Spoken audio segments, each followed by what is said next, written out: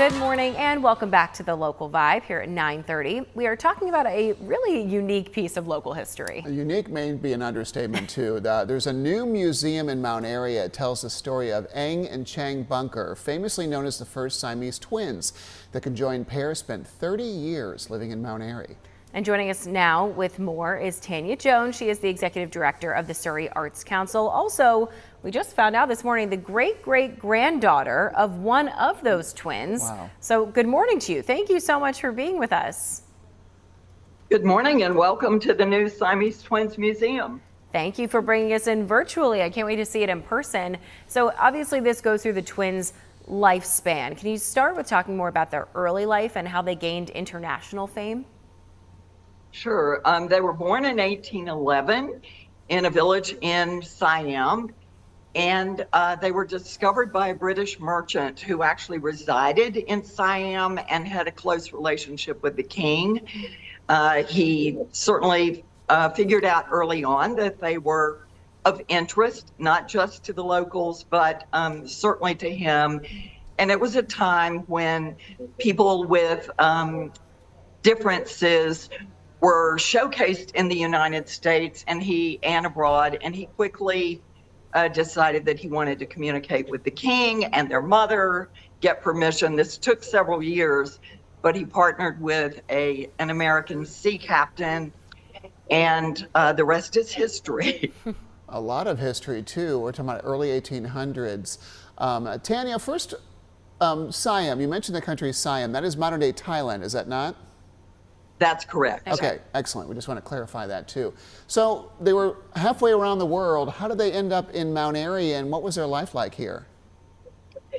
Once the contract was signed between the sea captain and the merchant, they traveled to the United States, landed in Boston, traveled abroad for 3 years under contract with Robert Hunter and Abel Coffin.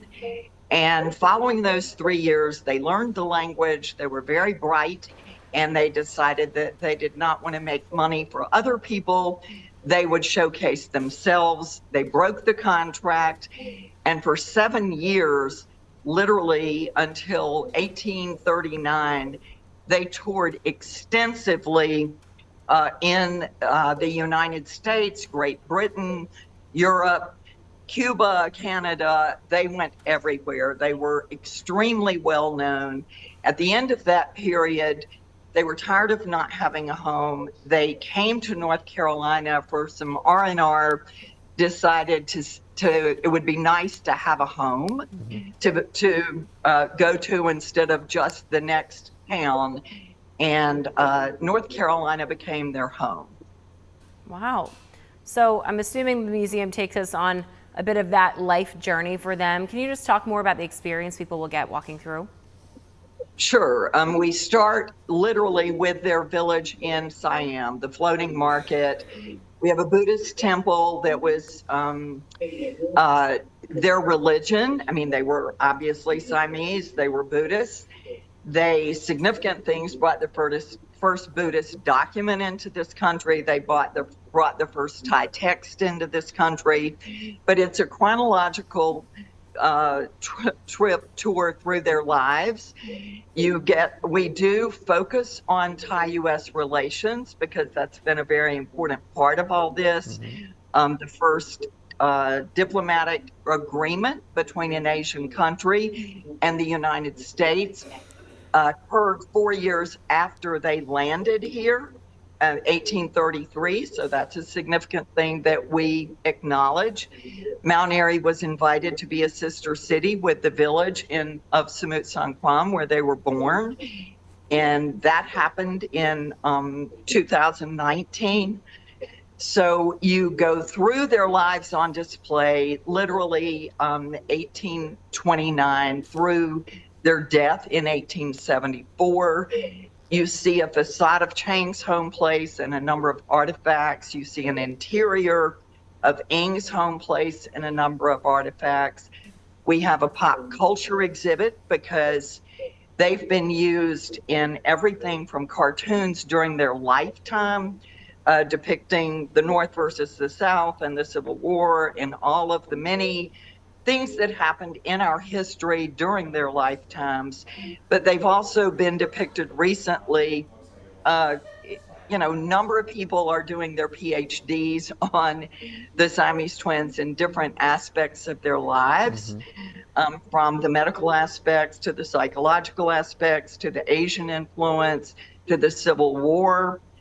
And most recently, one of our AVs is a Harvard professor, Ryan Pino, who is quite young and has lived in China. Ryan is a great grandson of Chang and discusses the significance of their Chinese ethnicity and how it affected their lives in Siam and in the United States. He discusses the contract that they actually signed with Chinese characters, and he discusses the Thai text that they brought into the country. So they had many firsts. They were the first Siamese or Thais to become citizens of this country at a time when only Caucasians were eligible for citizenship.